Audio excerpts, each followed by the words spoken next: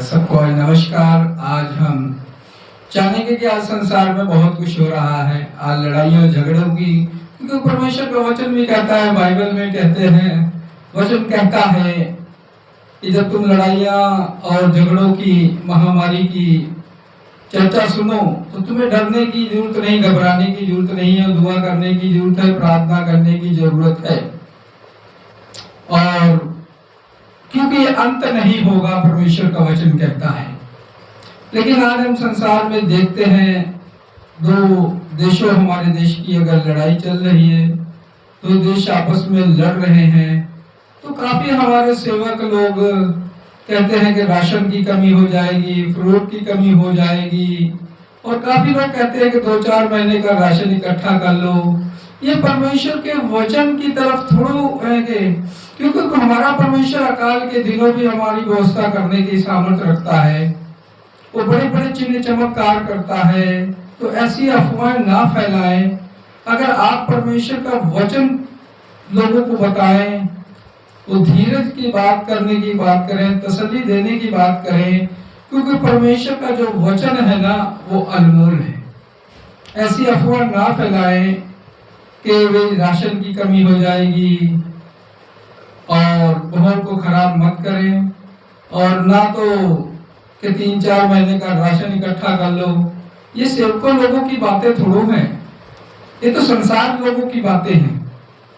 क्योंकि अगर मान लो 3-4 महीने के बाद भी आपने राशन इकट्ठा भी कर लिया, क्योंकि जब मौत आएगी और बम आएगा, तो इन लोगों को, सेवकों लोगों को समझ में नहीं है कि जब बम आएगा वो आपका राशन थोड़ा देखेगा, आपकी दवाइयां थोड़ा देखेगा, आपके उस अरेंजमेंट को नहीं देखेगा, इन चीजों को वो नहीं देखेगा, क्योंकि उस पर किसी धर्म, किसी जाति का नाम नहीं लिखा होता है कि आप दुआ कर रहे हो, आप प्रार्थना कर रहे हो, कहाँ बैठे हो, कहाँ है। जो हमारा काम है दुआ करना, हमारा काम है प्रार्थना करना, लोगों को अच्छी शिक्षा, उनको ज्ञान की तरफ लेकर जाना है, और उनको बुराइयों से, नशों से आजाद करने की हमने बातें करनी है वो वचन के द्वारा। ये प्रभु का काम है, चिन्ह दिखाना, चमत्कार दिखाना हमारा काम नहीं। हमारा काम दुआ करना और लोगों को अच्छी राह तरफ लेकर जाना। ऐसी अफवाह ना उड़ाएं, क्योंकि परमेश्वर के आगे शांति की प्रार्थना करें, क्योंकि दुआ के द्वारा बड़ी बड़ी लड़ाइयां टल जाती हैं। बड़े बड़े दुआ के द्वारा फैसले बदले जा सकते हैं, बड़े बड़े काम हो जाते हैं दुआ के द्वारा। ये अपने चर्च के लोगों को सिखाइए। ये मत सिखाइए कि 4-5 महीने का राशन इकट्ठा कर लो, आने वाले समय में फ्रूट की कमी हो जाएगी, कि नहीं राशन की कमी हो जाएगी। ये संसारी लोगों की बातें मत करो। आप बहुत सुलझे हुए सेवक लोग हो, आप ऐसी बचकानी हरकतें मत करो कि परमेश्वर का जो वचन है ना, उसको तोड़ो मरोड़ो मत। क्योंकि जब बाइबल बताती ईंट पे ईंट नहीं रहेगी, तो आपका चर्च कहाँ सही सलामत रहेगा। क्योंकि जब परमेश्वर किसी चीज को नाश करने पे आ जाता है, तो वो चर्च नहीं देखता, मंदिर नहीं देखता, मस्जिद नहीं देखता, घर नहीं देखता है, देश नहीं देखता है। जब परमेश्वर जब किसी चीज को नाश करने पे आ जाएगा, तो वो किसी चीजों को नहीं देखेगा। क्योंकि परमेश्वर पाप से घृणा करता है, और पापियों से नहीं, पापियों से घृणा नहीं करता है। इसलिए हम लोगों पे अंधविश्वास मत फैलाएं कि भाई राशन की कमी हो जाएगी, पेट्रोल की कमी हो जाएगी, डीजल की कमी हो जाएगी। कितने दिन आप बचोगे परमेश्वर की मार से।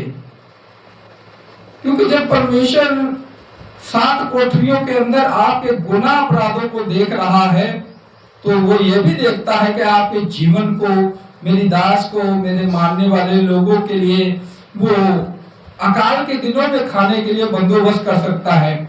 वो कहता है उन पंछियों को देखो जो ना बोते हैं ना काटते हैं, फिर भी वो सबसे बढ़िया खाना खाते हैं। तो ये कहाँ, कौन से सेवक लोग ऐसे आ गए हैं कि राशन की कमी हो जाएगी, फ्रूट की कमी आ जाएगी। ये भविष्यवाणियां थोड़ो हैं, ये तो सांसारिक बातें हैं। भविष्यवाणियां वो होती हैं जो बाइबल पे नहीं लिखी हैं। ये सबको पता, बच्चे को पता है जब लड़ाई झगड़ा हो जाएगा या कुछ भी हो जाएगा, और कोई भी माहौल खराब हो जाएगा तो सब चीजें बंद होगी, तो राशन की कमी होगी, जरूर हर चीजों की कमी होगी। तो इसलिए बच्चों वाली बातें ना करें, आप लोग सेवक लोग हैं, अच्छी बातें करें, परमेश्वर की वचन की बातें करें, माहौल को शांत करने के लिए दुआ प्रार्थना की बातें करें, रोजा रखने की बातें करें, अफवाह ना फैलाएं, क्योंकि अफवाह फैलाने से क्या होगा, लोग राशन की भीड़ों में काल करेंगे, काला बाजारी होगी, लूट मार होगी, बहुत कुछ करे जाएगा। क्योंकि आप सेवक लोग होकर ऐसी ऐसी बातें करते हो कि 2-4 महीने का राशन इकट्ठा कर लेना है कि नहीं। काफी सेवक लोग ये कह रहे गए राशन खत्म हो जाएगा, फ्रूट खत्म हो जाएगा, ये खत्म हो जाएगा, वो खत्म हो जाएगा।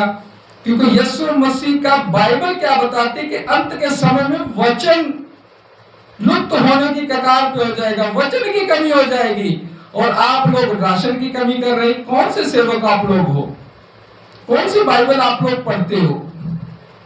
इसलिए इन झूठी शिक्षाओं से बचिए। ये संसारिक लोग हैं, ना ये बचेंगे ना इनके चर्च बचेंगे।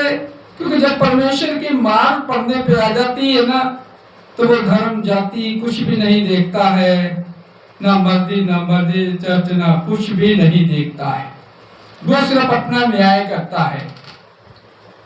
वो इस संसार की चीजों का न्याय करने के वक्त 24 घंटे खड़ा है, लेकिन मनुष्य के का जब न्याय होगा वो न्याय के तखत पे बैठेगा। संसार की चीजों के लिए हमेशा न्याय कर सकता है वो, कभी भी भूचाल आ सकता है, कभी भी महामारी आ सकती है, कभी भी कुछ भी हो सकता है। संसार का न्याय करने के, संसार के कामों का न्याय करने के लिए वो 24 घंटे बैठा हुआ है, खड़ा है, परमेश्वर तैयार है। लेकिन मनुष्य जाति का न्याय करने के लिए वो अभी सिंहासन पे नहीं बैठा है। इसलिए हमें दुआ करने की जरूरत है, हमें प्रार्थना करने की जरूरत है, अफवाह फैलाने की जरूरत नहीं है।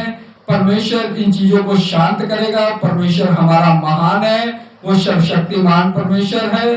हालेलुया। हमको सबको प्रार्थना करने की जरूरत है, एक मन होकर दुआ करने की जरूरत है, अफवाह फैलाने की जरूरत नहीं है। जो हमारी सरकार, जो हमारा जो प्रशासन, जो हमारी फौज कहती है, और वो सब कुछ हमारे लिए चिंतावन है। इसलिए हमें अफवाह फैलाने की जरूरत नहीं है, और हमें और परमेश्वर का वचन प्रचारने की जरूरत है। अगर मान लो माहौल किसी तरह का खराब है तो आप अपने घर में दुआ प्रार्थना करिए, कहीं चर्च जाने की जरूरत नहीं है। चर्च का मतलब ही परमेश्वर की चर्चा करने की जरूरत है। परमेश्वर की हमें चर्चा करनी चाहिए, वो चाहे हम घर बैठे कर सकते हैं, चाहे चर्च में कर सकते हैं। क्योंकि इसलिए हमें जबरदस्ती जिद ना पकड़ें कि हमें चर्च ही जाना है तो हमारा चर्च जाने से उद्धार होगा, नहीं, आपका जीवन बदलने से उद्धार होगा। यीशु मसीह चर्च में भी जाओगे तब भी प्रेम करता है, आप घर में हो तब भी दुआ प्रार्थना करिए, आपसे यीशु प्रेम करता है। इसलिए अफवाह मत फैलाइए, और प्रभु इस माहौल को शांत कर दिया है, यीशु के नाम से शांत कर दिया है, और दोनों देश बिल्कुल समझौते पे कायम रहेंगे। और यही दुआ करो कि दोनों देश समझौते पे कायम रहे। सबको नमस्कार।